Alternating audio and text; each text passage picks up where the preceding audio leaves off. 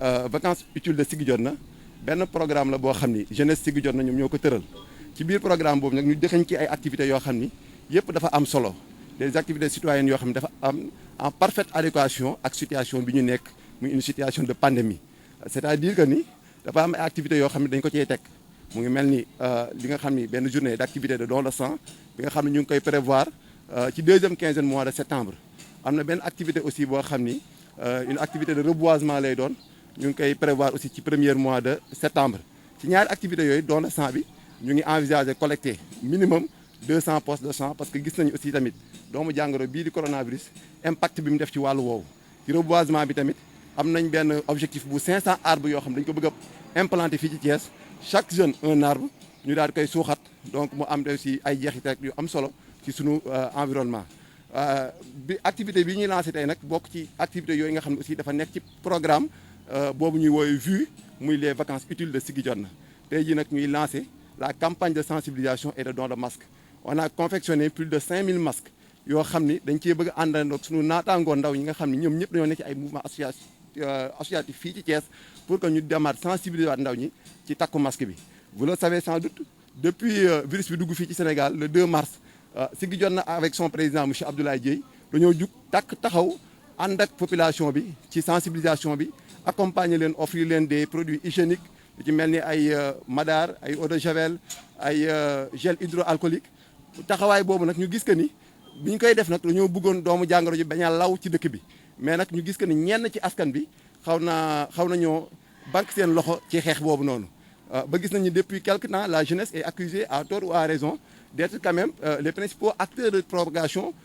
du virus ici au Sénégal notamment avec l'apparition la montée fulgurante des cas communautaires ci loolu nag ñun ndaw mouvement Siggi Jotna ñu ne dañuy xoolaat suñu taxawaay dañuy def un diagnostic léegi nag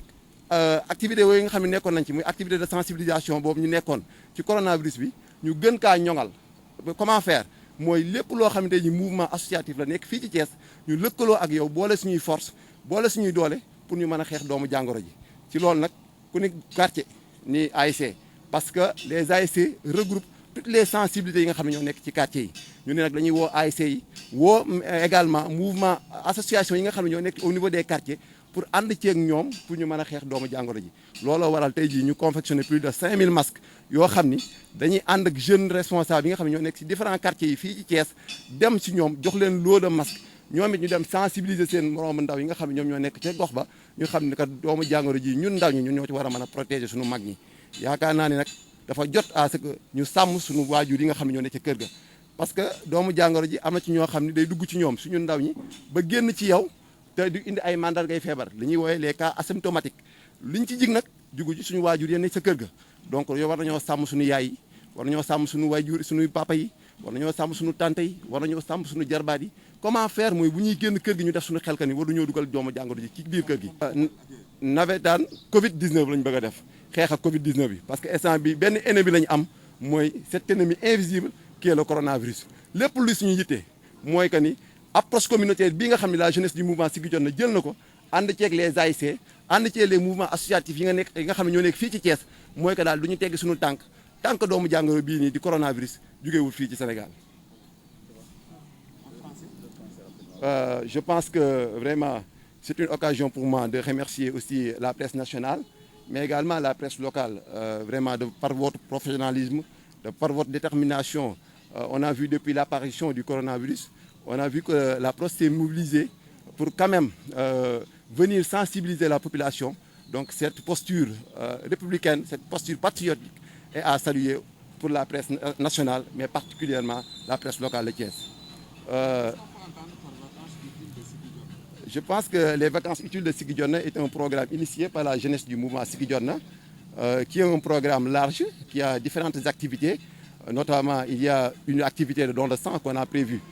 pour la deuxième quinzaine du mois de septembre. Il y a aussi une autre activité de reboisement qu'on a prévue au courant de la première quinzaine du mois de septembre mais également cette activité-là que nous venons de lancer aujourd'hui qui est une activité phare concernant la campagne de sensibilisation contre la Covid-19.